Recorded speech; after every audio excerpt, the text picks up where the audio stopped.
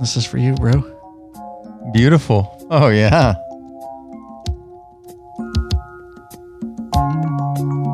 Let's get to it. Think of you sometime, and I want to spend some time. We look for love, no time for tears.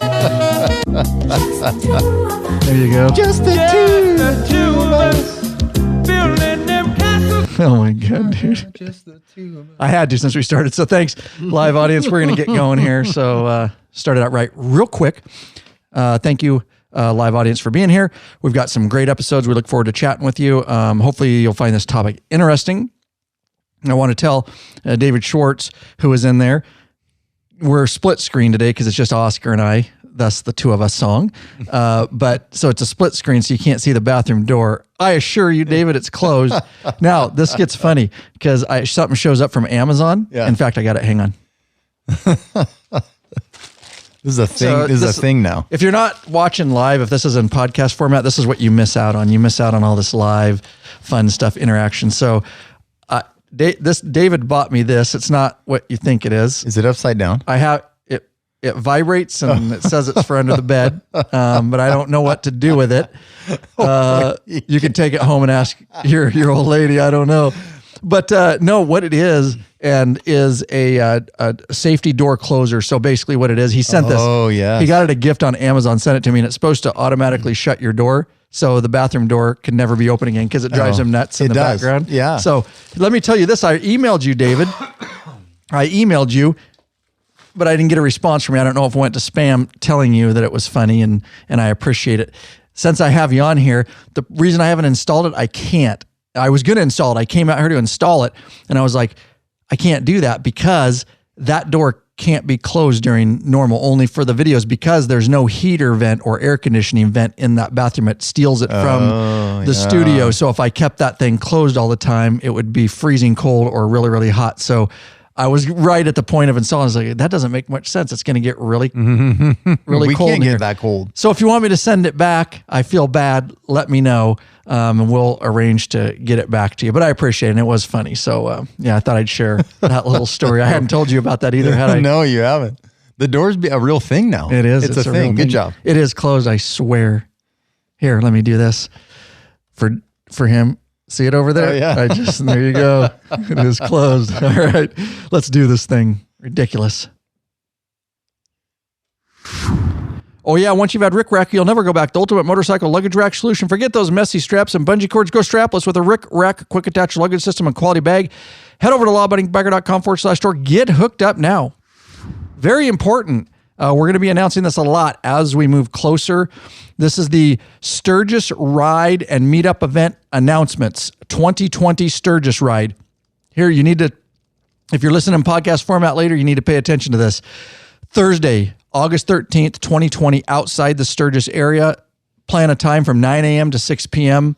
All right, requirements. Mid-level patron or above. You must be 3 months prior signed up as a mid-level patron and contributing. So that's by May 13th, 2020. Deadline to sign up for those mid-level patrons and above is June 1st, 2020 at midnight Pacific Standard Time. You must. I know I posted it in the Facebook group. That was just to advise you guys when it was. If you accept that Facebook group, that is, you are not signed up. The only way, if you actually want to be signed up and get privy to the information and all the details, is you must go over and use our sign-up form. Yes, we are growing. We've never had a sign-up before, but I'm trying to do things and make things a little more flow better, so to speak, and take some of the work off me. So I spend a lot of time. You do have to sign up. You'll get confirmation emails, lawabidingbiker.com/2020 meetup. So lawabidingbiker.com/2020 meetup. When you submit that form, it gets sent to us. And then make sure you check your junk spam folder right away, because you also need to accept and be put on an email list, because that email list is the only way you're going to get communications of the details. So you'll get a confirmation email of you signed up, and you'll get a second one asking you to double opt in for the email list. And that is the way that I'm going to communicate with you guys. And so it's hopefully it will take a little bit, now that I have it set up, it will take a little bit of the work off me, this whole sign up deal. And we just need to be more diligent about the way we do things here at Law Abiding Biker Media as we continue to grow. And please don't sign up unless you fully intend to go. There is a lot of money being spent and planning and food and catering and, park rental and all kinds of stuff. So it's really important that if you sign up that you are planning on going. It's going to be cool. I think it's going to be real cool. Yeah, Oscar in the studio here, you've been helping me look over a lot of stuff, right? Like the ride and safety and routes. And I appreciate that. It looks like it'll be a good ride. I think so. Yeah. We are going to do a ride because on our episode, we said we weren't sure. Right. We did find that what we believe is a good, safe way to do it. Yeah. Well outside of Sturgis. And it's not the longest ride, but it'll be perfect. And the venue we have is amazing. And it's in the planning phases. All right. Hey, Bikeaholics, Zero 3D has a wide variety of innovative products for your Harley-Davidson and a brand new line for the all-new Honda Goldwing named Gold Strike. Top quality, affordable chrome lighting and comfort products. Zero Gold Strike are the motorcycle LED lighting innovators for CAN bus plug-and-play system compatibility. Head over to lawabidingbiker.com/store and check out our full line of Zero 3D products. All right, let's rock. What are you laughing about, dude? They're calling for a heated toilet seat install video. Oh, nice. So when you have the door closed, you'll be okay. Is that what's going to show up next in the mail? I think you're going to get one in the mail. That's Thanks, not David. warm enough. We appreciate it. My toes get cold. My fingers get cold. I can't. When I got to do business, I got to be comfortable. Oh, wow. I'll sit down in there and be all frozen and get stage fright or something. Maybe some Avon. Maybe David will send you some Avon to go along with your heated seat. Oh, no doubt. Girl. Welcome back, you freaking Bikeaholics. This is the podcast for the motorcycle majority, the Big MM, also known as the 99%. Large and in charge of the motorcycle scene more than any time in history. That's right, by being here, by listening, especially you in the live chat and live video broadcast here. Whether you like it or not, you are part of what we call hashtag. There you go, the Biker Revolution. That's right. We do have just one question for you before we get started. What are you waiting for, Bikeaholics? Mount up. And let us take you on another wild ass I was ride. on a roll too. I got some of my lines Dude, right. You're never on a roll. That's true. You're on a. I know. You're on a it's not really a roll. It's like a road with potholes and like a stumble, like a constant stumble. Yeah. That's cool though. Whatever, dude, I love it. That means I'm moving. That's all that matters. That's right. I do have Oscar right here in the studio. What's happening? Mm-hmm. And Oscar, I appreciate him being here. Now, we were supposed to have, that's right, you guys probably saw it on the mics, was supposed to be one other person, and that is the smooth operator. Excuse me. I had this album. I woke up vomiting. I can't make it to the podcast. Well, you sound just like him. Nice. So Big Daddy woke up ill. His wife is ill. And I know Big Daddy must be ill because he's like me and he works through everything and nothing stops him. So that's like me. If I'm actually sick, I'm like deathly ill because nothing stops us. And so anyways, he couldn't make it. Nonetheless, it was a live event. And so we're going to go strong with the live event. And I believe Oscar has just a ton of information, and we'll be able to steer and guide us, navigate our ways. So the main topic is, listen, guys, we're always going to be street bikers here. True. Always going to love street riding, cross country. That's never going to go away, law-abiding biker media. But we're also interesting because I love motorcycles, as I know so many of you in the community do. Riding is riding. And I know a lot of you are like me. If you had money and it was endless, you would buy one of every kind of bike. That would be a sports bike, a Harley, an Indian. You would buy a Honda, a Kawasaki. You get into dirt riding. You'd have dirt bikes and everything in between. And that's the way I am. And I definitely am interested in branching out and maybe spending a little bit of time getting into whatever you want to call it. We're going to talk about different things, but it's I want to get into off-road, ride dirt, trail, and adventure bike riding. Where in the hell do I even start? Oh my! Is the title? Where do we start? I added hell in there. Where do we start? Right here. You know what? Cross country and cross country is still cross country. Yeah. Think about that for a minute. See, I told you I was going to go all kung fu on you. Confucius says. There it is. Bam. Bam. So basically what this episode is going to be is just me. And here, let me open this up, and then we got a couple things. I I'm kind of anal. Some of you might not know that. I know it's a mystery. Right. That's a big reveal. I'm very, I have to be try to be as organized as I can to run this whole operation, a full-time job and a family. So systems in place, but I really am interested in adventure riding and all this. I've never done it before. So when I get into something, I have to do a lot of research. I'm not the kind of guy that just, plunges into buying some, or making payments on some adventure bike or something, or some dirt bike. I really want to know what I'm doing because I don't like to make huge mistakes. So I don't want to, and some people are easier that way. They'll get a bike and go, Rick's one of them, right? Right. Yeah, right. I'm going to get a bike. Oh, I got it. Oh, that doesn't work for me. I'm going to get another bike, and we're joking. I love Big Daddy, but he's a little more freer that way where I don't want to make those. I kind of want to get, of course I don't want the best up front or, anything. I want to go reasonable and money and, keep the finances in check and all that kind of stuff. But anyways, that's what it's going to be, is me just pulling information, not knowing a ton from Oscar and trying to answer a lot of these questions. And I look forward, maybe, if things go right, I might get into some kind of used off-road bike in the spring so I can start riding with Oscar and Big Daddy. Honda 50, a Trail 50. Yeah, probably, dude, that's right up my We don't want to alley. go too big. How about one of those Coleman bikes like it? Oh, dude. Those little Coleman scooters that pull start, dude. I might get you one this weekend. They're on sale, I think. Oh, God, dude. 50cc camp bike right there. I'm going to get one of those for my kids. Oh, dude, that's a good starter. That's financially, I could do that. Financially. They're like $300. I think I can do that, dude. Hey, we appreciate our sponsors up front, but have no doubt that this episode is also brought to you by the following patrons. Dane Axon, Dane's top tier. Larry Thrapp of Hooks, Texas. Derek Williams of Kaiser, Oregon. Finishing it out with Grant Bresley of Des Moines, Iowa. Top tier, Scott McFarland of Silo, Michigan, and Dan Paliska of Mountain Iron, Minnesota. Lawabidingbiker.com/Patreon, Patreon. That's right. Pledge a certain amount per piece of content. No risk to you because you can put a monthly cap. There are benefits such as t-shirts and stickers, the private Facebook group, access to these live video broadcasts and chat. You get podcast episodes 2 months at least, a lot of times before everybody else.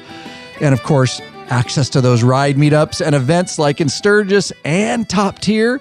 Get access to them gall darn premium videos up on request. There you go. And we love our patrons. I want to announce this, and we're going to dive right in because this is going to be a lot of freaking information. New free video I put out a bit ago. My new favorite progressive motorcycle riding shoes for now, biker approved, and they are the Icon Patrol 2 boots. And I will put a link in the show notes, lawabidingbiker.com/whatever episode this number is, or whatever episode number. Yeah, whatever episode number this is. Yeah, that's what I meant. I was reading. Or just lawabidingbiker.com/icon-patrol-TWO. That's 2-boot. I'm wearing those shoes on duty now on my police Harley, Oscar, and they've been doing good. Even in the cold weather, we've been riding in sub-freezing. I went in a couple days. It was 18 degrees to work, and I rode all day. It's been cold and warmed up a little bit this week, but nonetheless, these shoes are an all-around good riding safety shoe. And of course, in my video, I break it down, and there's affiliate links if you want to get those shoes and support us by clicking through and purchasing. But I am loving them. Wearing the bejesus out of them. The way it's going, you're going to be riding in like those little slipper thingies that Santa Claus wears. Oh yeah, yeah, like you just little like boots, big boots at first, and then shoes. Now maybe flip flops at some point. I don't know. No doubt, dude. I still have to wear big boots. I can't help it. Well, I wear my. I should say I wear my traditional leather motorcycle. No, boots. I'm talking about not at work. But okay. Yeah. But the only reason I can get away with it, so I wear my big leather. You guys know they're traditional. They go up to just below my knee. That's when I'm in actually uniform with the dress shirt and all that. But when we go to coveralls. With your dress. Yeah, with my dress. When we go to coveralls in the winter, because it's super cold and we have to start layering up, then I can get away. And I actually I've tested the heck out of them. So what we're doing in chat here, we got, before we get started, David Schwartz, and we got I was just taking a survey of Steven anyone Karpstein. that actually has an adventure bike. Good. So Bob Dawson in there. Yep, Bob. Saw Bob Dawson. at a couple rides. We did the yeah. toy run. Well, I saw him. You weren't there. The toy run I saw him at. Yep. And some local charity events that we escort on our police motorcycles. I got to talk to Bob, Charles Wilburn, and we got and a whole bunch more of you. I know. I'm just trying to scroll up. I lost track. But thanks for being here. So good. You took a poll of just to see what pops up as we go through. So if you guys have adventure bikes, pop up in the chat. I'll kind of be paying attention to what we have and some of those bikes out there. I've gotten to ride some of them a little bit and whatever. And we do have some information because we've talked to Big Daddy, so we'll be throwing that into the mix a little bit. Don't forget, we already did 2. If you're just interested in like hardcore adventure riding, like through Alaska, off-road, then we already did 2 wonderful episodes, and they have got just a ton of listens. They were very, very popular episodes, and that's Law Abiding Biker episodes, podcast episodes 189 and 190. I will also put them in the show notes. But that was special guest Adam, and it was an inside look at adventure motorcycle riding through the Yukon Territory and riding the Alcan Alaska Highway. At that time, he took a 14-day adventure motorcycle ride on his BMW 1200 GS, and he told all about it. And Popeye was on that episode too. We're going to those were 2 episodes, again, very well received, because I understand everybody, like I already said, would do both if they could afford it and had time. We're going to get Adam back down here. I got to get a hold of Popeye. He just went up again. Awesome. And Adam's going to come back down, and we're going to do 2 more episodes. I'm going to do that. Yeah. Someday I'm going to do that. 4 years. Next 4 years, really? Yeah, Wes is in too. So what? We're going to have I don't know yet. Okay. That's what we're here to today. Exactly. All right, Oscar, let's just dive in. So here's the deal. Oscar has been riding. Go a little bit of background. Before you got the KLR, which we'll talk about, had you done adventure riding or dirt riding before? I grew up on dirt bikes with my cousin Dave. I started riding dirt bikes when I was 15. I had an XR 200. And then I got a YZ 250. And so I had that YZ. I mean, man, I must have got that when I was 17, and I kept it until I was 20. I was in college. So I probably kept it until I was 22. I had that YZ, and we rode dunes, and we did a little mountain stuff, but they were 2-strokes, like the old school 2-strokes. They weren't really made for the mountains. Right. But we 2 rode strokes, dunes. Yeah. Like straight up. That's what I grew up on. Straight up race bikes. Straight up two strokes in the dirt. Yeah. Yep. And my cousin had a CR 500. So we rode, like I was talking to Bob Dawson here. There's a place in the chat. Yeah.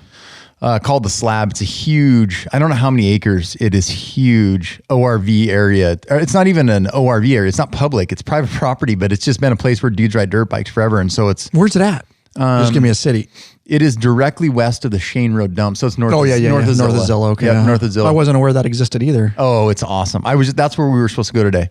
Anyway, that's just a race bike area. And anyway, so I grew up on riding dirt bikes, and I switched to street bikes because true race bikes require a lot of maintenance. It's not something you want to do by yourself unless you're on a race. You mean like 2-strokes and stuff? Yeah, right. Yeah, race. Got to rebuild them all the time and stuff, right? Yeah, well, I mean, there's just lots of oil changes and tires all the time and chains and all kinds of stuff. And so, but plus it's not like something you just do by yourself unless you race. Plus racing, you're going to kill yourself at your age. I would kill myself because I would try to be cool. Well, and I did. I crashed when I was like, And the beauty was like my body parts would grow back, but I couldn't afford to fix my bike all the time. Yeah. Now my body parts don't grow back, but I can afford to fix the bike. So that was a good one, dude. So if I say race bikes, we're talking about like the CR, like the new ones, the CRF 450s and all those. Some of them you can get are street legal, but mostly like race bikes, like a CRF 450 is a 2-stroke race bike. Well, there's not too many 2-strokes left. They're all 4-strokes. That's a question I have. Yeah, they're all 4-strokes. I don't think there's any 2-strokes left. Do the guys that race like on TV, are they using 4-strokes all now 4-strokes. too? I just didn't know. I was like, because they sound, I can't tell. It's not the TV. Same. Well, it's not the same, but I thought they were they're all. I don't think there's any. I mean, it could be mistaken. I don't think there's any 2-strokes left, unless guys are riding older bikes that they just kept. But I remember when that made a splash. Oh man, maybe the guys in the chat can correct me, but I think it was like in the early 2000s that I knew they were phasing out road 4-strokes and road bikes. You can't have 2-strokes on road anymore, but I didn't think they were phasing them out on dirt. Yep. And so I remember, and the 4-stroke bikes are BA. I mean, they're good. They're good to go. Guys are racing them. So why did they get rid of the 2-stroke? Emissions. They emissions. Smoke. Yeah. No, I know they smoke. They sound badass. They are. I awesome. love it. I wish and they feel so cool when you ride. I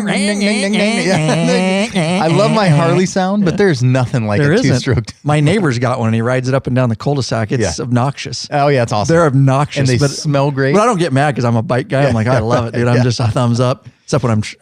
you just fire that up in the garage. Yeah. Oh, I love the smell of 2-stroke in the morning. Anyway, so race. I grew up on race bikes, and then I was not good at racing. I tried, but I wasn't very good. But anyway, then switched to street bikes. I've been on street bikes. So like 5 or 6 years ago, I was riding up Chinook Pass. So some of the guys from around here know where that is. I went up Little Natchez because it's paved for quite a while. The Natchez. From the people that aren't around here. The little Natchez. I'm looking for Natchez. Can I get to Natchez? That's how Siri says it. She says Natchez. Siri's stupid. So is Alexa. She's a bitch too. But and then I hit the gravel and I was on my 13 or I can't remember what bike I was on. Like I'll probably get a turnaround. You know, if I'm in the gravel and I lay a 900-pound bike down, it's not so good. Even if it was slow speed, it'd be tough to get it up in the gravel. Tough to get it up in the gravel, huh? Well played. Well played. Way to catch yourself because I was going to jump on that like you wouldn't believe. Wow. I mean, you're just gonna go right there. Right for me. Just the two of us. So I was like, that was kind of a letdown. You want to try it again? Here. Just for you.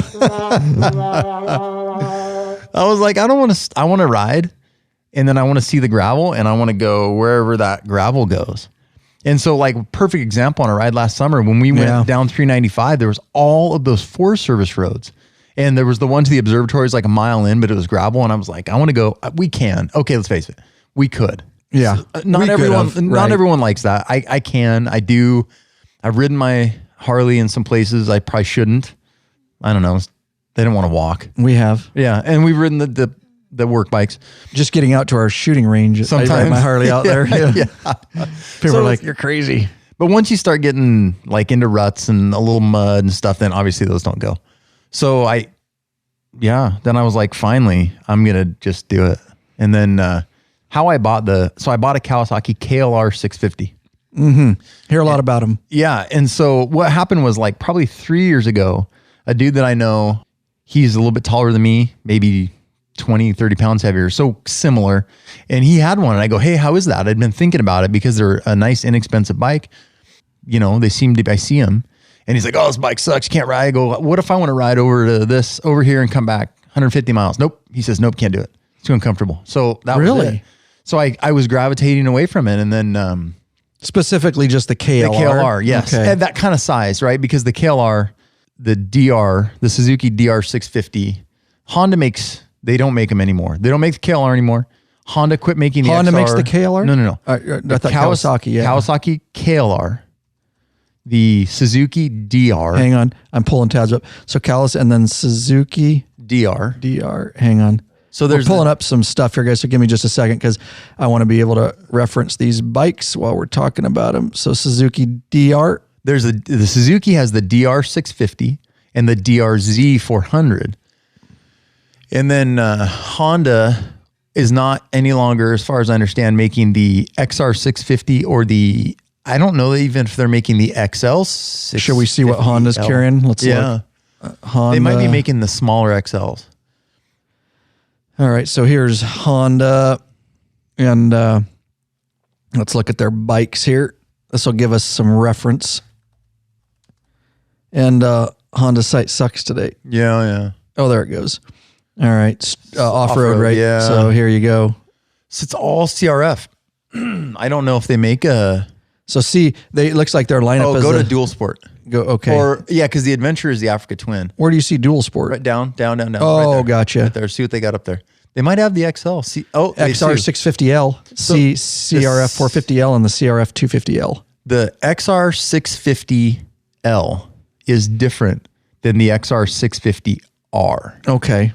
So this gets complicated. All right. A little bit. It does a little bit. And so like my cousin, after I bought the KLR, he bought an XR 650R, and the R was like Baja's top bike for 30 years. Okay. Like that 650R was like the top desert race bike. Oh, no shit. It is awesome. Anyway, it's tough to make street legal. But they aren't making it anymore. They quit making it.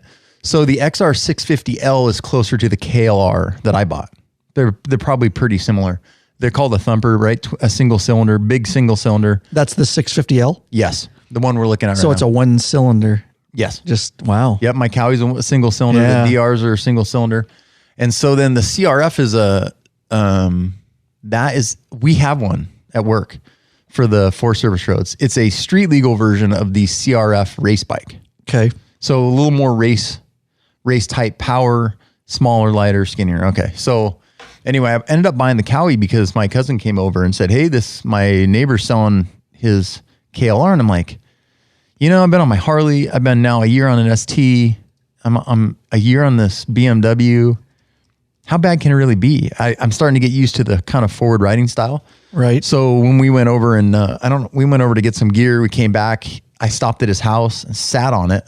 And I'm like, I only rode it like 100 yards. I'm like, hey, it's actually better. It's more upright. It's not forward like the BMW. Oh yeah. Right. Like my RT street bike. Yeah. Your police bike, right? Yeah. So I was like, ooh, remember this? Yeah. Right. Yeah. And so the price was right. So He wanted to get out of it, right? He needed to get out of it, and I wanted to get in it. And the price was right. Nice, dude. Right.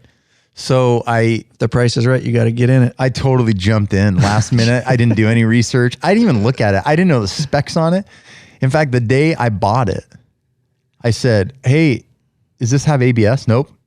No fuel injection, no ABS. It has a speedometer and a tach. That's it.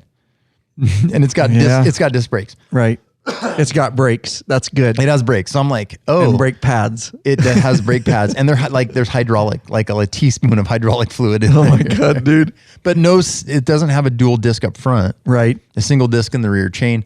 It is the most basic possible bike on the planet KLR. today. KLR. Well, and I don't know, but I think the DR 650 is similar, and I think the XL, the 650L is probably Remind the me, same. is that a Suzuki? Yes. There's the DRZ. We need to go to motorcycles on the Suzuki 2020. Oh, down. Keep going. Oh, we want to go to standard adventure. Because it's, okay, so Dual sport. right there. DRZ 650S. Nope, it's a DR. DR6, that's it. No, you had it. Right It's here? not a DRZ. We'll confuse people. Yes, that's it. Okay. Single cylinder, single overhead cam, 4-stroke. Oh, see, it's air cooled. My Cowie is water cooled. Oh, yeah. Interesting. So this is, they don't have a price listing. Do you see a price? They're like 6,000. Oh, yeah. So they're both right around. 6,500 brand new. Yeah. Your Honda is $69.99 and your Suzuki is $66.99. The Cowie, I got a 2017 KLR 650. I got that one, the camo edition. No. So it was like yeah. $7,100 brand new or something. And I paid a few thousand less than that. Okay. Yeah. Nice. Worth What's this? everything. Sorry. What's this bike go for brand new? The camo, Do I see it's on there. Yeah, I'm looking. The $66.99. So all these three bikes are Pretty close. Is that why you're comparing these? Look at Yes. you. Yes. This is exactly why Yep. you're doing this. So the 650L, they're all right in that 65 to 7 range. Okay. Brand new. Yes, brand new. And so we're getting a little bit into the bikes themselves, which is I didn't research. So we were talking about why Ricky would have been great here. He did the exact opposite. He researched a ton of bikes. Right. I didn't do any research on any bikes because what I was researching was like, am I going to have the time for this? Where am I going to go? How much do I want to pay? Where am I going to store this dang thing? So after I talked to this First guy, world problem. Yeah, I know. And Where am I going to store my new motorcycle? and the good Lord has blessed me with the means to have 2 bikes. Right. And so, there is that. Okay, first and foremost, I have a street bike and now a dirt bike. I'm just going to call it dirt bike. So the start of the conversation is what do you got? Do you have room for 2? Do you have enough money to buy 2 bikes? Tell me this though. Do all these 3 bikes come street legal? Yes. As they are? Yes. Because Yes. that's a big deal. It is. Exactly. Because, like I said, we can go anywhere with this, but I'm just going to bring up things while they pop in my head because I'll forget them. That's something to consider and something I'm considering. Like Rick, Big Daddy sent me a couple bikes, but I'm looking at them and they don't have signals and license plate. Well, then you get into the realm of having to trailer your bike to go ride. And I don't want that's definitely something that I'm not interested in. That's more dirt riding. I want to be able to, like you said, like Oscar does, we have beautiful country around here to ride right out our back door. Right. We could be up and out the door at 8. We could be back before lunch at noon. Yep. And not have to trailer and strap down. And we're close enough. If you lived in an area like in a big city, you know, where you had to drive a long ways to get to the dirt roads and trails, but we live right at the forest. I mean, we could ride from here back roads all the way to Ellensburg via dirt roads, you know? Which I did, yeah. Yeah, yes. I want to do that ride. Yes. So I think that's something that you guys, and that's one of the things I was considering is I don't want a bike that I have to retrofit and some of the bikes, you can't even get them approved, right? Like some bikes you can't get approved for road use, even if you put signals in a plate. They won't even register them, is the way I understand it, right? Right. Okay. So, oh, dang, I can't type in. No, that's fine. What's going on in there? Is it stuff the audience should know? Yeah, no, well, that's what we're kind of getting through. So, awesome. Steven, we'll talk about gear at some point. Yeah. Gear. Bob Dawson says, I'll wreck by myself. Yeah, so we'll talk about riding on my older body. I'm with you, John. We were talking about that. Does Bob have a bike? He's got a Husky 701. So if you don't ride it that much, Bob, let me know. I may have to buy it. But yeah, let me know too. So before Oscar, so there's like 4 categories of bikes. There's race bikes we already talked about. Those bikes are not street legal. They are meant for a closed racetrack or trailer them, going to the dunes, racetrack. You're just going to rip around. Yes. So the second category is, and we saw it up there listed somewhere, dual sport or an enduro. Those are bikes that are mostly dirt bikes that can double as they're meant for the Forest Service here in Washington State. Okay. Or you guys have Forest Service land. On Forest Service land, the bike has to be street legal to go on Forest Service roads. So the problem with that is that it's for Forest Service road, it has to be street legal. I'm tracking. Yes. I'm just taking it in. I'm taking it in. All right. So you can go park in the forest, but you can't get to the trails because you got to ride part of the Forest Service road, right? So you have to trailer on the Forest Service roads. Well, that's the one I'm saying. You can trailer a dirt bike up into the forest. Okay. But to get sometimes to even, so you could park at a dirt bike trailhead. I'm tracking. Okay. And then ride the trailhead. And then it crosses the Forest Service road. So if you don't have a street legal bike, or you need to ride a mile or something to get to the next trailhead. Or you need to ride a mile to get to the next trailhead. On the Forest Service road, now you're illegal. And the Forest Service is they get even. Didn't you say Bob, didn't you say you had a Husky 701? The Forest Service really hates it when you make your random trails. So you're better off, like, if you just took off because you can't ride on the road and you just took off through the forest. Yeah. That's even worse. So you're stuck. It's illegal, right? Yes. Yeah, I thought that was illegal. Yeah, I don't know all my laws up there, but I would suspect that would be legal to take out vegetation and just rip through the forest. And that is a way bigger ticket than just riding a non-street legal bike on the forest. You're better off murdering somebody. You really are. It's kind of like you kill that. It's kind of like the game department fishing with a barbed hook. Where it's barbless. It's like a misdemeanor. You're better off doing a robbery. Yeah, straight up. Do not F with the fish. Yeah. Yes, that's true. Save the fish. So enduros are those dirt bikes that are kind of for that. I don't see enduro on this Honda site. Dual sport. Enduro and dual sport are basically the same. They're interchangeable. What did we go to? Adventure? Well, okay, I'm getting there. Okay, sorry. Which ones did we go to? The dual sports. We went to the dual sports. Yes. So the Kawasaki KLR, the Suzuki DR and DRZ, and the Honda CR 450L are and the XR 650L, and then our dual sport bikes are dual. Okay, depending on who you talk to. Okay, see, some guys say those are base model adventure bikes, like the bottom of the adventure bike barrel. Right. But they're technically dual sports. They're more dirt bike-ish. They look like dirt bikes. Right. They have dirt bike seats. See, and it's coming together for me. Yeah. Freaking loaf of bread seat. Yes. That, dirt bikes have. So okay. But if you were a young man and you wanted to do adventure riding, you could possibly, some people get by with it. Because I hear some people going up and riding KLRs where Adam went and stuff. Yeah. Okay. So I talked to, right. Hold on. Okay. So Bob and John bring them in. They were talking about being old. So that is another consideration. Not being old. Like we were talking about crashing on race bikes. Yes. Yeah, that hurts. So that's not what we're talking about. I am with Bob. I'm with John. I bought this bike so that I could tour in the mountains. Not crazy stuff, not 60 miles an hour. We're not jumping tabletops or out at the slab. I tried some whip track riding. Did you really?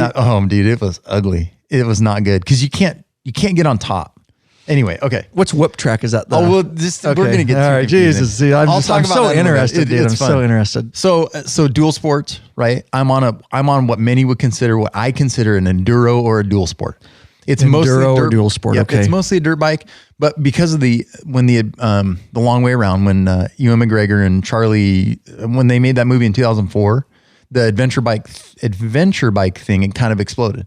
Oh, I didn't know they made a movie. I never heard of it. Yeah, the long way around. Oh, never heard of it. Oh, dude, we got to watch this. Okay. Awesome. Anyway, so now there's this category of adventure bikes, and so those big dual sports, the 650s, are kind of crossovers.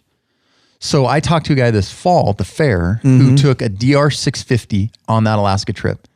So okay, so there's a difference. Damn, does it even have saddlebags? Well, you can get them. Okay, you can outfit them. All right. See, I got questions. There's a difference between can you and right, would should you, and would you or should you? It's kind of like let me break it down to this. It's kind of like Cowboy this year going on the cross country Grand Canyon trip on a non-touring bike. Exactly. Could you? Yes. And he says he wants to get a touring bike. Should you or could you? Yeah. Can you force your way through? Right. Yes, right. you could. And some guys, that RT I ride is it's not that comfortable for me. Other guys ride it 1,000 The Beamer miles. street bike. Yeah, exactly. So that's why the first question for me was, I don't need a long distance touring bike. The smaller the bike, the less comfortable it's going to be to ride farther. So like the DRZ 400, totally badass trail bike. So it's way light and it's got, good like goat power, like it goes slow if you need to. Is that this boy? That's the 650. The next but one similar, down. right? Well, it's 200 cc small. Right, but I mean, they look the same and everything. Yes. Okay, as long as they look the same. Yeah. But you're talking about the 450. Yeah, the DRZ 400. Is this the one I should get, dude? No. All right. So my issue. Okay, so first question. I got no money. What the frick am I talking about? Just dreaming. All right, go ahead. I don't need a distance bike. So, but the stuff's not in my back door. I have to ride. So the stuff's kind of in your back door, right? Where we can ride. Right here. Yeah. South Weenass, North Weenass. Yeah. Yeah. Less than 15 miles on the pavement. Out to the LT Murray. Dude, yeah. And from there into Chinook Pass, all up there. Yep. But I got to ride. I'm going to get lost and die. No. All right. We're going to talk about that. We're going to talk about that. I'm scared. Oh, it'll be great. We'll probably not. I'm scared. We'll probably not hurt too much. But I got to ride 15 miles to get here, and then we got to go 15 more miles to get up there. So I have to ride everywhere. So I wanted a bike that I could. You're right. I did not want a trailer. If you want a trailer, if you don't mind trailering or put them in the back of the truck, then get a dirt bike. Then just get a straight up dirt bike. Get a straight up dirt bike, and you can still ride the same, but you're screwed on the Forest Service. On the Forest Service, and some, depending on what state you live in, maybe state land. So it depends on the state land too. So I did not want a trailer. I wanted to ride to where I wanted to ride because I want to ride. So the 650 for me was about as small as I was going to go. And so the 650 just because of your size or the kind of power you wanted? Because the lighter you get on the road, the kind of uglier it gets. And I wanted to be able to, say that again. So the lighter the bike, the easier in the dirt. Right. But the lighter the bike, the tougher on the road. Gotcha. With the wind and rain and big semis going by and all that stuff. And that's why, okay, so those are some of the reasons you wanted to go with the 650. Yes. Okay. And so I can't imagine riding a DRZ. And a guy I work with has a DRZ 400. I said, hey, would you ride that like 200 miles? Nope. Straight up. He goes, I'm gonna ride out to the LT Murray, ride 30 miles around the LT Murray, ride stay home. off the freeways, just craziness. Right. So the KLR can do 75 or 80, which is fine. So I feel like it's gonna fall apart. No. Okay. No, it's great. It's absolutely fine. I have no issue riding it that fast. So we'll talk about gear later, but I wear a little bit more. I wear more gear, right? Because there's no fairing, there's no protection. You're just out in the open. I did ride this, by the way, guys, on a very short ride. 2 weekends ago, I got on his KLR and ran it around. And so I have at least I wetted my whistle. Let's do this before we move on real quick. Hey, Bikeaholic, searching for new and exciting motorcycle products? Sierra 3D has the products you dream about for your bike. Check out their wide variety of innovative products for Harley-Davidson and Honda Goldwing motorcycles. Sierra 3D's got your back with chrome, black parts, lighting, and other comfort products. No modifying, cutting, grinding, or welding. for an easy installation. That equals less time installing and more time riding. Zero 3D has a design team of riders with over 40 years experience with a passion for design and innovation. Zero Gold Strike are the motorcycle LED lighting innovators for CAN bus plug-and-play system compatibility.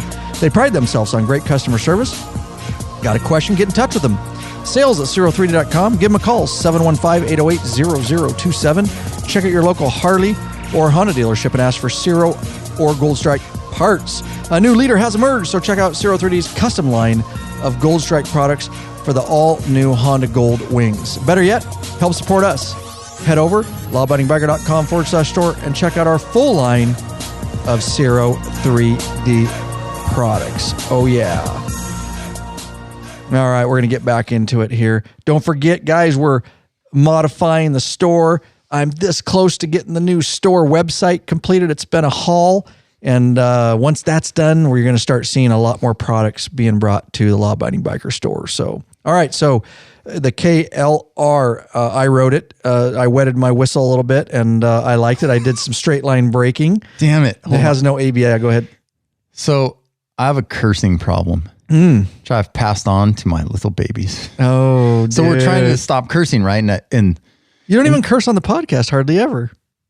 Dude, that's why I'm laughing. Because the old lady just texted me. She goes, you said, oh, you did. I didn't even catch it. She goes, you have to put your name in the bucket. So we, with the whole family, we have a little bucket, put our name in the bucket. If we curse, whoever has the fewest gets to pick like, okay, mom and dad have to take me to a movie. Or if it's me, my name is fewest. And whoever is the most, then I could like go do the dishes or whatever. Don't worry, Oscar's wife. I'm going to make sure. Brenda, darn it. I'm going to make sure that he swears several more times. It's probably so going to you win. Freaking happen. That's how I roll. So KLR and riding, we're talking about, you don't want to ride it. It does do 80. You say it's okay. I rode it a little bit. It doesn't have ABS. It was fun. I went on the gravel road back here and did some straight line braking to prove that I could still ride a bike without ABS and not lay it down. I just practiced some straight line on the gravel. I skid the shizzle out of that thing. Those are so light, you're going to skid. You hit the brakes, you're going to skid on gravel. I mean, there's just no way around it. So, so talk a little bit about, more about that, riding that bad boy.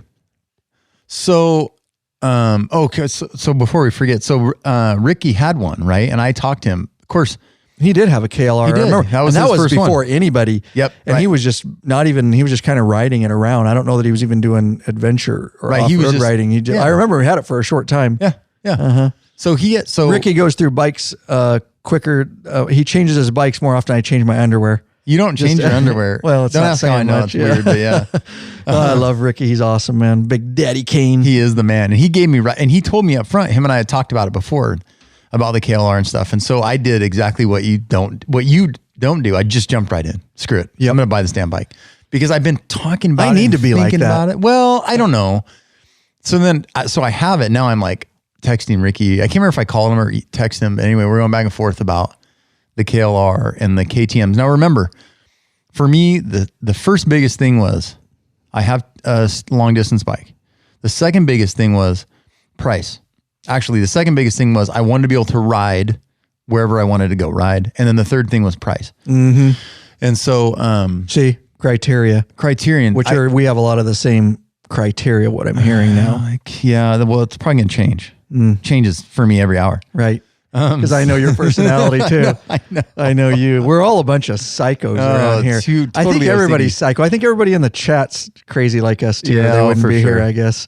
It's good to be a little crazy. It is a little bit, and that's everybody's got to be a little crazy. That's what I did. It was this time. Yeah. So I pulled the trigger and I got it. And part of what helped is I knew the guy I was buying it from. He's a good dude. I work with him. It only had 2,000 miles on it. So it's a 17 I bought in August of this year. Only had 2,000 miles on it. He was anal about maintenance, so I knew that was taken care of. He had put some panniers, some saddlebags on it, some big metal aluminum ones. The toolboxes. The big toolboxes. Yeah. And then it had the engine guards, and he put a skid plate. So I was like, I didn't want a bike that I was going to have to buy stuff for. So it already had it all on there. And he had ridden it, and so it was good to go. So I got it. And so I went. So tell me about this though. You and Rick going back and forth, and I saw some of the conversations, and then you've had some. Let's talk about some of the pros and cons before we got a lot more stuff to dive into. But No, dude. you don't like riding it with the boxes on dirt, and that's an issue for me, which makes me. Oh, but yeah, okay. I don't know because I don't know. Do I want boxes while I'm riding? Like the day I would like to have like stuff to store my. See, when I told you this conversation's going to get neurotic and go a lot of different directions, I know. That's just another thing we haven't even got to yet. Oh, Right. okay. Damn it. Okay. we're so. I know. This is deep. I love it. I love it. The thing when I bought the KLR is the KTMs are too new to the new KTM. So what Ricky has he got a 590 or 690? I wish he was here. Yeah, he's not. Anyway, either. those KTMs are not. They're all brand new. So guys are buying them, loving them, but you can't find them used.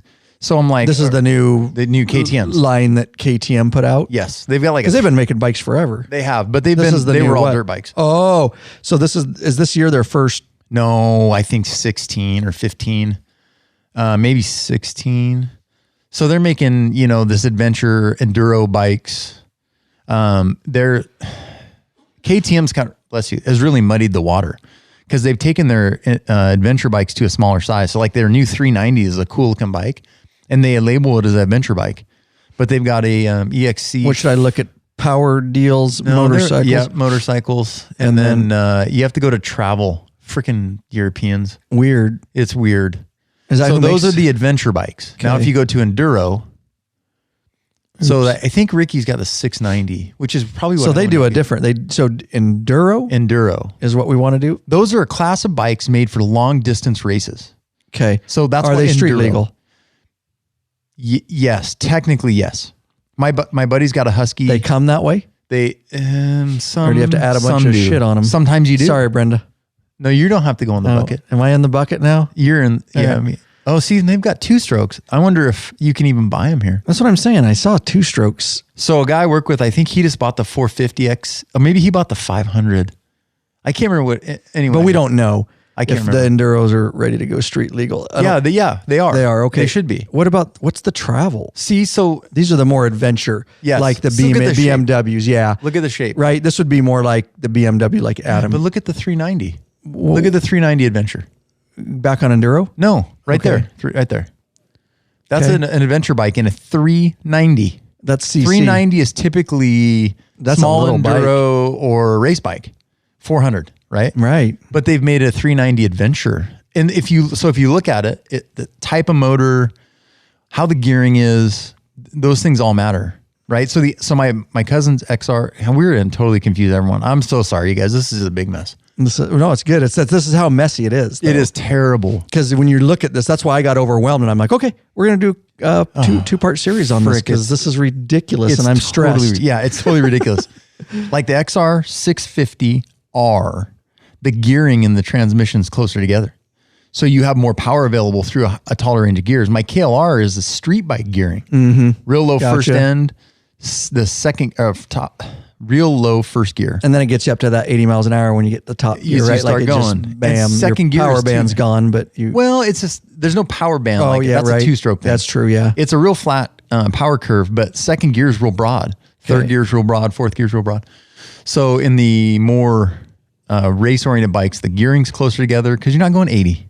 Right. You're out riding. Right. You just want to get up and go now. You need the power back and forth. Right. Yeah, exactly. So anyway, Ricky's got the KTM and I've got the KLR. The KLR is a very basic enduro dual sport bottom end adventure bike. Could I ride it to Alaska? I might. Like we were planning this Alaska trip to the North Pole. I mean to Prudhoe Bay. Who's we? Whoever I can get. Right now it's just Wes and I. And I don't know if I can do a KLR, dude. You can do whatever you want, but there's some gravel. I talked to the guy that did it. You know what I mean? My knees and stuff, dude. You'll be fine. God. We'll get you some diapers or whatever. Anyway, I don't know. I don't either, but. You would ride your KLR on roads? Concrete roads from here? Well, yeah.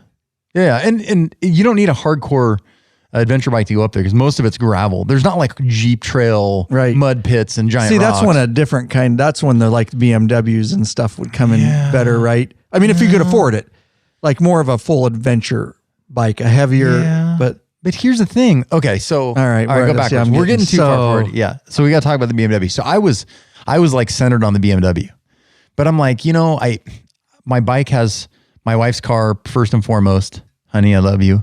I love you. She's listening. Right, yeah. And I know. And then it's got the Harley on the one side, which has its own big space. And then it has my work bike, my work bike on the other side. So then I'm like, this bike's going to have to sit out. Do I really want, originally I was looking at the GS or the GSAs, even a used GS. So I don't want to get too deep into the different, like the designators and crap, but right. The BMW adventure bikes and like the 8s or 1200s. I'm like, do I really, even a $9,000 or $10,000 used Beamer, do I really want to sitting just like outside? And so that was the other thing that turned my head on this KLR. Like, it's a dirt bike. It's got plastic and crap. It can sit outside. You could tarp it. I could tarp it. Just buy a $60 cover and throw it on it. I haven't even cleaned the mud off from when I rode over here over that stupid ridgetop road. I rode through the mud and I haven't cleaned it off. It's a dirt bike. I mean, it is a dirt bike. I got a good price for it. It's, you know what I mean? It's paid for. So what I learned, okay, so then I buy this KLR. I meet the guy at the bank. It was kind of goofy about how, anyway, I leave and I ride it up and I do 200 miles, almost 200 miles the first day. Because I'm like, I want to ride this damn thing. And so I rode up around Darla Mountain. Not everyone's going to know where that is. Maybe Bob Dawson. But the saddlebag, so it was real floaty, right? I'm riding my RT, my BMW work bike on the gravel and it's planted. And this thing was floating around and I didn't really know.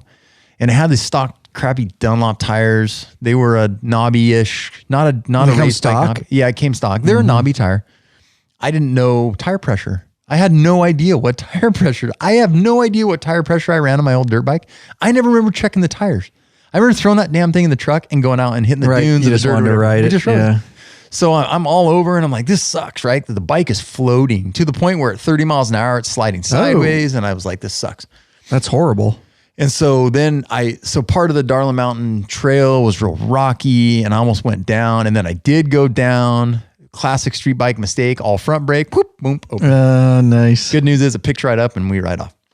So I took another ride and I talked to the guy I bought it from and he had some similar experiences with it. And so then that's why he sold that shit to you. No, well, yeah. Not just maybe. He's like, suck, I knew you were going to come back and ask. I know that's not the truth because I rode with him later on his KTM 790. He was still having the same problems. But anyway. Oh, really? Oh, interesting. There's some, I don't know what the issue is. It's a, I don't know. Anyway. So I took several rides with it. And then I went and rode with a buddy of mine who's got a Husky 500-ish, 510 or whatever. It's one of those bikes that you can't get street legal in Washington. It's a dirt bike, but in some other states will license them. And so you can go to another state and license it. And then if some other states license it, you can bring it back to Washington and they'll probably license it. Oh, interesting. Because it's already licensed in another state. And that's what he did. So it's a full on what dirt is this? Bike. I think his is a Husky. Husqvarna. Okay. Husqvarna 501 probably. And I rode it and it is awesome. I mean, it's a dirt bike. It's a four-stroke, but it's a dirt bike, and it has a ton of power. Wheelie right away. I can't get the KLR. I could probably wheelie the KLR if I really tried. Anyway. You don't need to be doing any wheelies. No, I don't. You're right. This is the problem that I'm scared of me getting one. Yes. Because I want to do that stupid stuff, dude. I know. It's fine. We'll bring Bob with us. We'll all be chill. So he and I went on a ride. I was having the same problems. Those bags. Of course, you got the big bags. They're huge, so I fill them full of crap that I really don't need. But if I'm up here in the forest, 50 miles from home and I fall down, it'd be nice to have some food and water or whatever. Right. That's a good point. Yeah. So I don't think that's unrealistic. No, not at all. Right. I want to have that. Yeah. And so we rode out here by your place, not too far away. And then we came back to the truck. I'm like, dude, this sucks, and I rode his bike and even on the gravel roads is planted and we're riding. He goes, well, take those saddlebags off and then screw with the preload. So it's a monoshock rear, forks in the front. And so I did. I took the saddlebags off and it was like a totally different bike. So then I was riding like cool, fun, fast riding, jumping those tank traps a little bit and taking the corners hard. And it was way less on the gravel was more planted. And then he's like, how much air pressure do you have? And I'm like, I don't know, like 30 pounds, right? 30 to 35 on our street bikes, maybe 40. He goes, we're in the dirt. You need like 20 pounds. And I'm like, oh, 20. Okay. Right. So when I said tires were a mess, this is, okay, so here is probably the biggest problem. And the solution is not great. The difference between adventure bike riding and enduro and dirt bike riding is tires.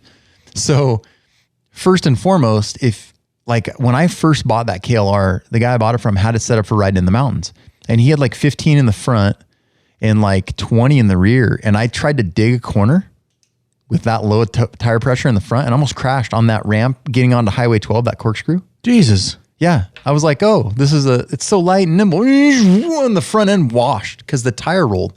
Holy what's wrong with this bike? And I got home and I checked the air pressure and I had no idea. Well, this seems like they're low. So I stopped by the service station and I go, I have no idea. And he goes, we'll just put 30 in them or whatever, which was way too much for the gravel. So here you are riding long distances on an adventure bike. And if you run low air pressure for the dirt, your tires are going to wear out really fast on the street. And if you run high air pressure on the street, sucks in the dirt, right? You don't get any traction. The guys like in the Jeeps and stuff, what do? They air those tires down to 5 PSI. So they can crawl over stuff. Yeah. So that grab and grip. Yes. And, yeah. So now here I'm like, okay, I got to find a happy medium, which I did. The 20s seem to be okay for what I'm doing here, right? Mm-hmm. But a consideration is what kind of riding do you really think you're going to do? Because it sounds like I'm going to go to Alaska tomorrow. Right. And I'm not. Right. So I knew ahead of time that I probably wasn't going to do any distance riding on. So the KLR and the tires. So you're getting into it too right now. Yeah. And I'm starting. This is a good baseline to get into this type of riding. Exactly. Mm-hmm. So I started looking at tires. And so like the mission. See if you even like it.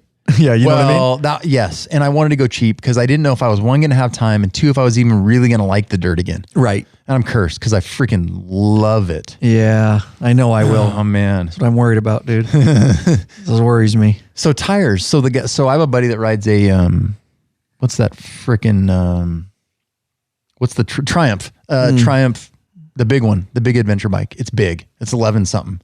Ooh. I can't remember what it's called. So I asked him before like a year ago, what do you use for tires? Oh, the Michelin Anarchy. So if you guys have seen the Anarchy, it's a street tire, but he says it's competent in the dirt. Well, his definition of dirt and my definition of dirt were different. Right. I found out later because the bike's, okay, so wait. He's mostly riding. The Tiger? Tiger 1200, Tiger 800? No, it's older. It's like a 2013. Gotcha. This is their new stuff. All right. Anyways. I think it's not a Triumph. It's a, what's the other weird one that they're only over in Seattle? It's not a Triumph. It's a, dang it. I'll remember. Okay. If not, I'll forget. It won't matter. But anyway, so I looked at I get this bike with these Dunlops and it has 2,200 miles on it and the rear Dunlop's almost dead. 2,200 miles. So I'm like, all right, what am I do for tires? Anyway. Oh, my buddy says the Michelin Anarchy, it's not a dirt tire, it's a street tire with some loose dirt capability. Then knobby. And then like that's the new Anarchy, the dirt style that we're looking at. That tire right there. Yeah. That's like a big block style. So then you get into 90-10, which is 90% street, 10% dirt or gravel, and then 60-40, and then big block, small block knobbies, and it is a freaking mess. So then, oh my God, dude. Am I going to ride this is why I get stressed out. Dude, am I going to ride my 60-40 big block Shinko? Did I buy a Kenda? No, I might have bought a Kenda. I can't remember. Am I going to ride that on a 3,000 mile trip, or is it going to die in 3,000 miles? Mm-hmm. So I bought a 60-40 rear, big block rear. So you know on a knobby, how they have lots of little knobbies? Yep. The big block is like that. It's got gap for dirt and mud, but the blocks are big. Yeah. So there's a little more surface for the street. Okay. So they 50-50. I'm tracking. I see why they would design it like that. Yeah. More surface for the street. Yep. But you still get knobs, which feel they vibrate. Exactly. They walk on you. Yeah. Some other reviews I read on the big block say guys are getting anywhere from 4,000 to 8,000 miles. So that would be more realistic for an Alaska trip. Yeah. So you could go on an adventure trip. But not on that stupid Dunlop. So there's another consideration. Like the guys that are riding like adventure, the big BMWs and the Triumphs and stuff are going on 5,000 mile trips on road bike tires because they're going 4,000 or 5,000. Where are you going to stop and get new tires every 2,000 or 3,000 miles? Yeah, exactly. So what kind of riding was I going to do? Mostly local. I was not going to truck for now, right? Yeah, right. And so that kind of tire, I can probably get spoons, and just do it in my garage and not balance it. or get balance beads. What do you mean spoons? You know, like tire levers to break it myself. Oh yeah. Because take it off your wheel yourself, right? Yeah, they're tubed and stuff. Right. So that was another thing, like, okay, that makes it easy. So here I am with this KLR, tires are a mess. So you have to know what kind of riding you think you're going to do, because that'll determine what kind of tires you end up buying and how much longevity you get out of them. Yeah. It's a mess. I'm glad I have you. Holy shit. Because I'm going to be asking you. I have to put my name in the bucket. That's a half again. of one. That is a half a name. Half a name in the bucket. Dang it. Half a name in the bucket, Brenda. So I'm riding this bike. So the KLR is about 430 pounds wet. My buddy's XR 650R is like 275. The DRZ 400, I think, is 200 pounds. Wow. It's a huge, so somehow I take this trip. So light. Dude. Compared to what I ride my Harley, my police pounds. Harley, 1,000 with all the gear. It's funny when, and they cruise around like a bicycle. I know I rode yours. I was like, Jesus, I lifted up. I about tipped it over because I used all my power to lift it off the kickstand. I'm like, Jesus, it's like a toy. They are. And that's a heavy enduro. Right. 430. Which is crazy. Yeah. So, Ducati. No, it's not the Ducati. Ricky texted me. It's not the Ducati. Is Rick on here? I didn't even see him. No, in the chat. he must be listening. Okay. I'm going to text my buddy right now and see what kind of bike he has. So go ahead and text him right now. It's just stellar timing anyways, dude. So, and we got a lot of material to go through anyways. So that's good. That's good. Is the interlude. Are you searching for the easiest and quickest detachable luggage system for your motorcycle? Rick Rack has just what you're looking for. Forget all those frustrating straps and bungee cords that can come loose and slap you a paint. Check out one of Rick Rack's awesome quick attach strapless luggage rack systems. This son team designed something really special. Can't find it anywhere else. Yep. These guys ride, so they truly understand the needs of bikers. The Rick Rack quick attach system is strong, durable, and secure with a lockable system. Also, check out their full line of quality touring bags to accompany your quick detach system. Once you use Rick Rack, you'll never go back. What are you waiting for, bikeaholics? Head over to the Law-Abiding Biker store and check out our full line of Rick Rack systems and bags. Did he answer you? Your friend? Moto Guzzi. What's Moto Guzzi? Oh, Moto Guzzi. I have heard of that. They're just out of Seattle, you said? Well, no, there's no Moto Guzzi dealers around here. Oh, no, they're Moto in Seattle. Guzzi. Yeah. Oh, gotcha. Okay. Yeah. So, all right. I have this KLR. So this is a good story for Bob because he was talking about riding. He didn't want to ride by himself, and I did that, and I shouldn't have. And I then did exactly what you said. That's why I need to get in this. I'm really only getting into it because I don't want to see Oscar die. Brenda, I'm doing this so I can go with Oscar and keep tabs on him. She appreciates that. He can't keep tabs on himself sometimes, as you know. That is true. That is true. Prior to going on the ride where I took the saddlebags off, I went up the Little Natchez by myself, and I told the wife where I was going, and I went where I'd always want to go. Went to the end of this road. It was cool. Stopped, had a cup of coffee. Could have started a fire. It was like 50 and raining, so it wasn't ideal. And I'm like at 4,500 feet or something. So I'm riding around on the gravel, and I keep getting a little more adventurous. Finally, I see this single track trail. I told you about this. Yep. I see this single track, and I'm like, I have to. Yep, Gary. Oh, hold on, let me reply to Gary real quick.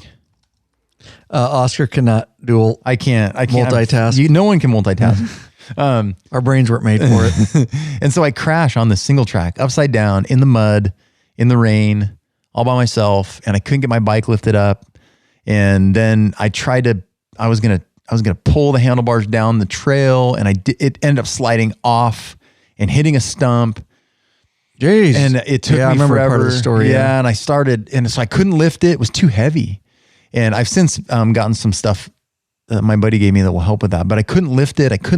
I was starting to sweat, and it's cold and wet outside. I'm like, this is not good. There was people camping as I started deer hunting season. So I could have walked out. Like I would have walked 3 or 4 miles and hit a campsite, and they would have drove me back. But that sucks, right? That's my riding sketchy, time. Dude. That That's is sketchy. I don't like that. So finally, I got underneath of it. I got underneath of it motor cop style, right? And Bob says this is what scares me. Yeah, I know.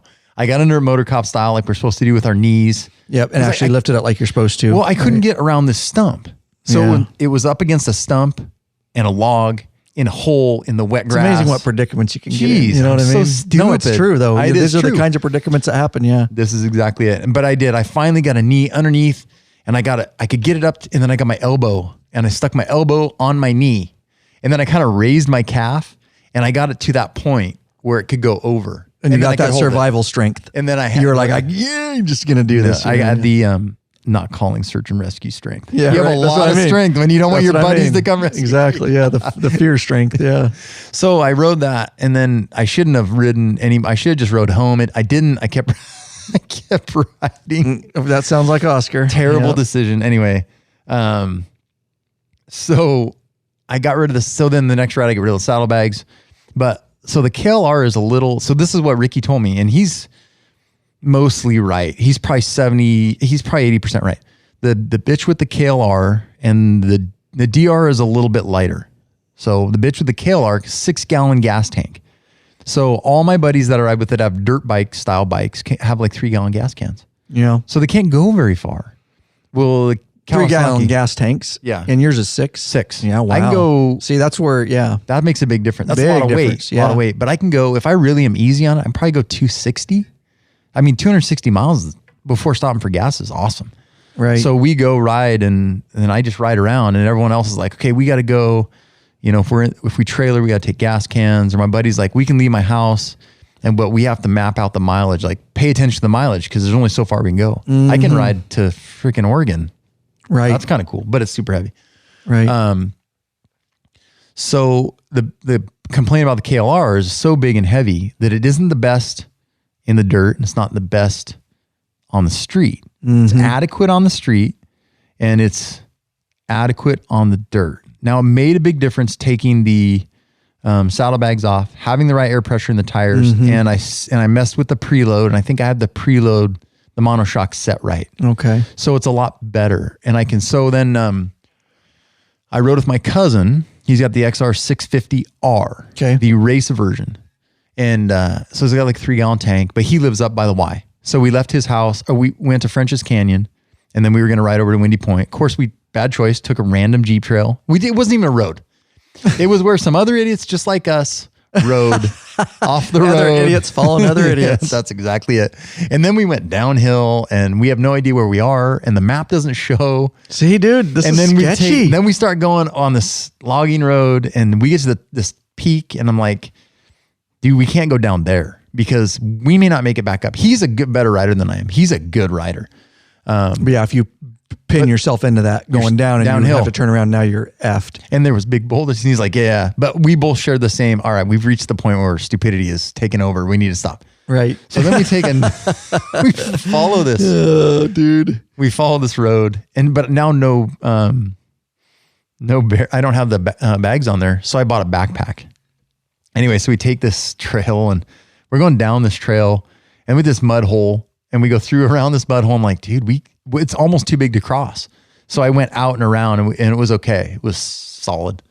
And then we're going down tree falls and blind corners and rocks and like big jeez Louise, dude. Culminating with riding over the top of the Yakima Titan irrigation canal. There's a big metal plate and you have to just ride and kind of hop down.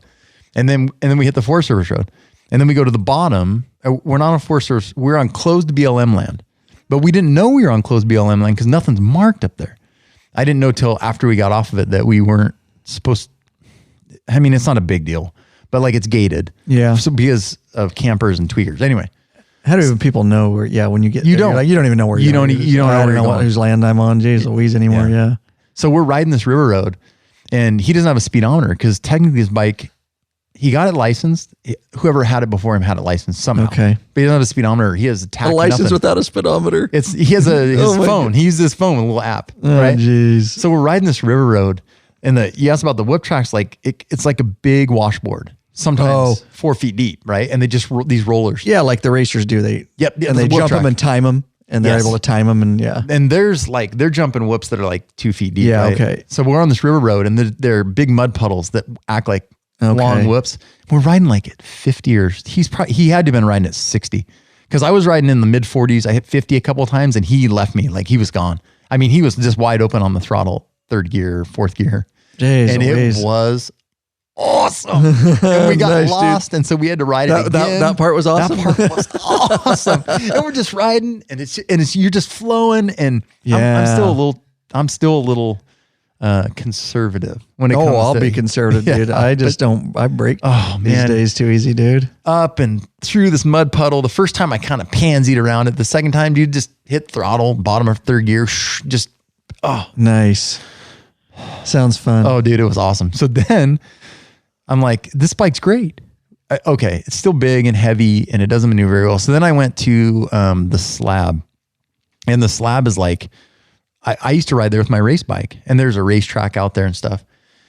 And it was not that great. Like trying to ride those big, deep whoops. You try to stay on top of them or jump. You can kind of double them. I couldn't. There's a couple times I bottomed the forks out completely, going too fast. And there was a spot in this narrow canyon, a single track that was washed out, and I washed out like at 30. And I happened to throttle up and hit the other way, and I made it up and over this rock. And I thought, here it comes. The bike was sideways, and then somehow the front end caught, and I went up and over this other gully. But it would have been, dude, I would have mashed that rock over the handlebars, because that bike's not made for that. Right. Like, it's just not made for that kind of hardcore. It was so much fun. And I rode and I made bad choices. And I kept going in these circles and riding these whoops, and I don't know. It sounds awesome. It was but I was by myself. Right. And that's what sucks. Yep. So the KLR is big and heavy. It's fun for what we're talking about. Right up to the Forest Service, riding the Forest Service. That's what I'm saying. I don't really know that I want to get into this hardcore. I didn't either. Dirt riding. It's there. And then you're like, we got to do it because. Dude, I know. I broke 2 bones when I was younger on dirt bikes because I can't not. And so I need to. Exactly. You know what I mean? Yeah, I know. I know myself now well enough. I've come to an age where I'm in my head responsible enough to realize I can have fun without doing that. Yep. I would like to just ride like, Forest Service roads and simpler trails. I just want to see some mountain country and get up on some peaks, but maybe some more maintained trails and stuff. Yeah. Is that doable? I don't really. Oh yeah. This kind of riding here, I don't really know that I'm interested in that hardcore where it's so technical. I want to get into it, but I don't know that I want to get into it that technical. I just want to, I want to go up in the mountains and breathe fresh air and, look over some peaks and stuff like that. Places where the Harley can't go basically, but not something where an absolute, dirt bike and technical rider needs to ride. Does that make sense? I'm just telling you what I kind of want to get into. And so that's part of the consideration. So I guess I learned it. So I got this thing like August 28th. And I mean, I'm not taking 1,000-mile trips on it, but I put like 800 miles on it in like 5 weeks. And these are I'm almost all off-road. So it's not like I'm riding from here to Seattle or Spokane and back there. That's a lot off-road. It was a lot off-road. And there was days I was tired and my ass hurt. Damn it. Ass is one of the, damn it. Arse is one of the words for the bucket. Yeah, is it? Is it? Yeah, it is. How about shite? No, that's okay. Okay. Shite's okay. Shite. And frick. Frick. Or, fridge, whatever. Frack. So the slab was, the only reason these things are that technical is if you start riding fast. Like I could ride the slab slow and it was fun. You could ride this. The problem was there was dudes out there on race bikes. Right. So if you're mixed with race bikes too slow and guys are jumping these A-frames or they're coming up on blind corners, right? They're riding race bikes and I'm going 15 miles an hour. I'm going to get in a crash. Right. So I was trying to keep a pace that I could keep up and not get hit. But if there was no one else out there, dude, you would love it. It is so much fun to just putt around and see what the bike can do. Because you push it a little bit, just like the motors just to get the feel of it. Yeah, that's fair. It's fun. Makes you a better rider. Right. Oh, like we're on this Forest Service road, but we want to go. Can I do it? Right up there. Yeah. Oh, yeah. Or no, we're not going to do that. Right. And my cousin and I, there's been several spots where we're like, no, we shouldn't go up there. These bikes are too big. They're 150-pound like CRF 250. Right. Because you dump it, you just lift it up and keep riding. So it's fun and the KLR can do it, but it's meant for what you're talking about. Right. So it's more of a reasonable bike for what I want to do. I just don't. Yes, exactly. I really am not interested in the technical. I just, I want to ride free in the mountains on some trails and see, again, I really just want to see a few areas that my Harley can.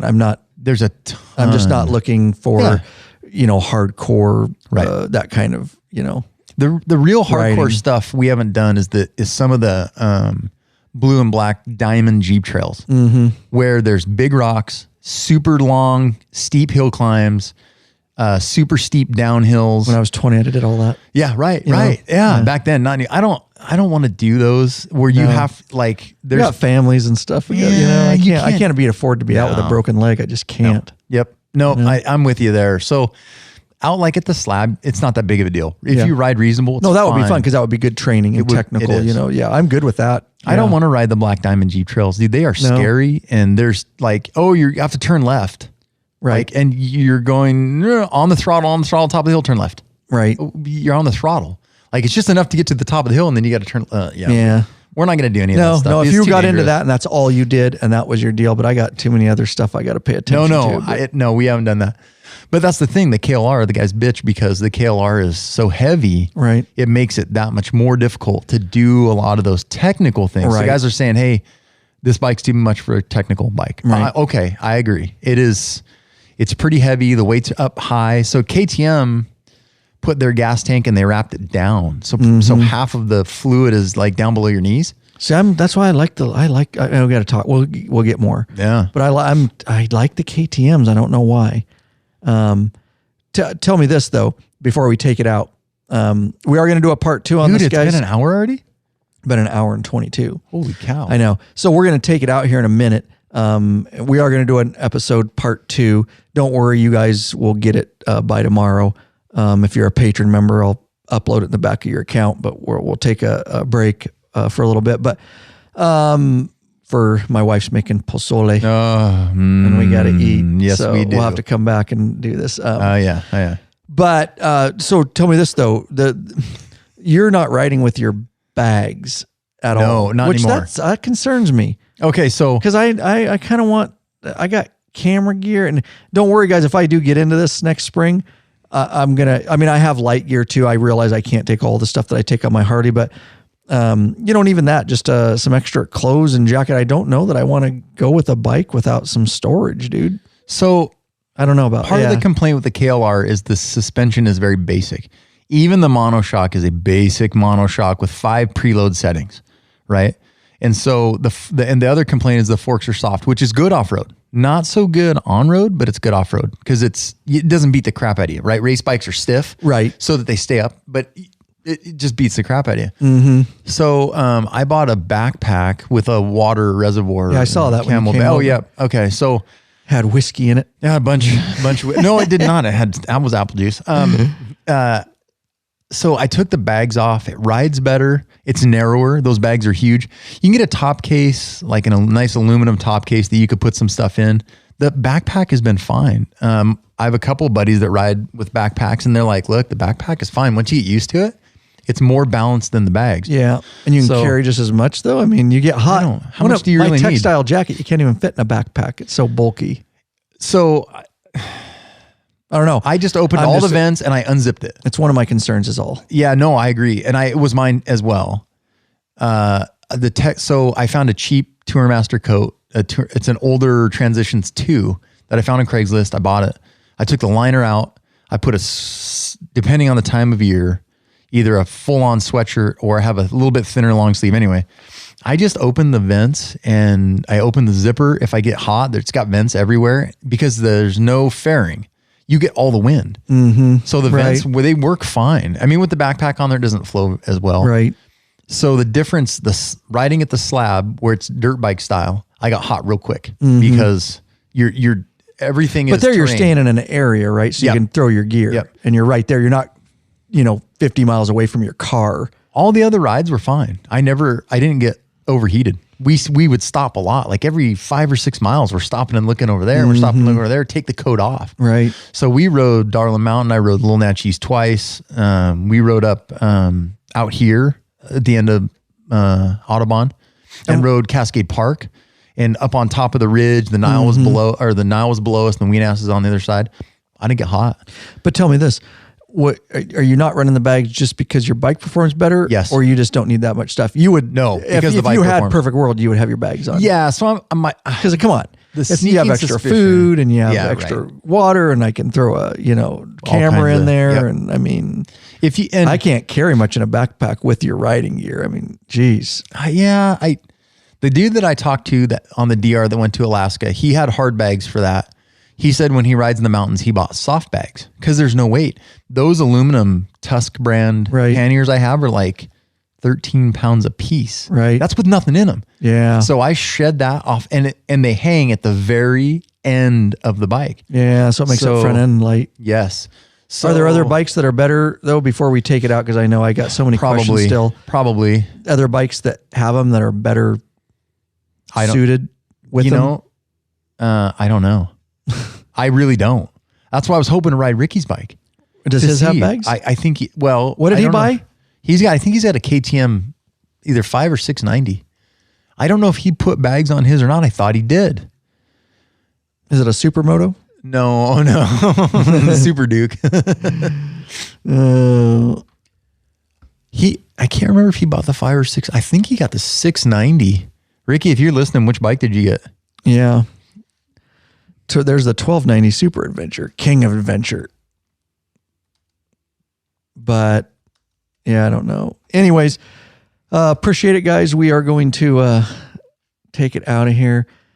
And don't worry, like I say, there will be a part 2, 2 of 2, because we're really going to dive into trying to narrow down. And I still want to talk about adventure, and how about why not just start out with something bigger, like, which is a lot more expensive, but we'll get into that, like one of the BMWs or one of the Africa Twins, right? That's one, the Honda, or some of these bigger KTMs that are actual full, I know they're more for road, but I just got a ton of questions, and we'll talk about some gear, what to do there, and hopefully by the end of next week, episode 35. Yeah, episode 35. I'll have some idea about maybe what I want to get, or have some idea of where I'm going with this. We love our patrons. We want to get to know you better. We want you in the private Facebook group. We want you in the live chat. We want to meet you and ride with you at the meetup events. But hey, the only way you can support us right now, we totally appreciate it, through a flat donation. Well, that's just dandy. Andrew Justice, thank you. Lewis Hornick of Canoga Park, California, substantial donation after asking a question on our website. And Vincent Vivenzio, lawabidingbiker.com/donate is how they did that. And thanks everybody for being in the chat. Bob, thanks. Good show. And he wants more. Yeah, I bet. I know. He's looking at a Husky, so we'll see. Maybe we'll talk. Maybe he'll be a third party, and we'll all be able to go. Yeah, exactly. And we'll and don't worry, guys. We'll post part 2. All you patrons will get it months. Hopefully, I'll post it by tomorrow. After we eat some pozole and have dinner and cabbage stuff, and hot sauce. Oh yeah. Sorry, honey, I might not be hungry when I get home. Brubaker, thanks guys. You betcha. Yeah, night guys. Rick Wheeler, David Schwartz, great job guys. Thanks. Yep, a whole bunch more information. It's going to be, even now that we got all the confusing stuff out of the way. Now we're going to get down to like what you think is best, and like I say, gear. It's going to be exciting. I wrote down some stuff, so this definitely got my wheels turning. So thanks guys. We is out of here.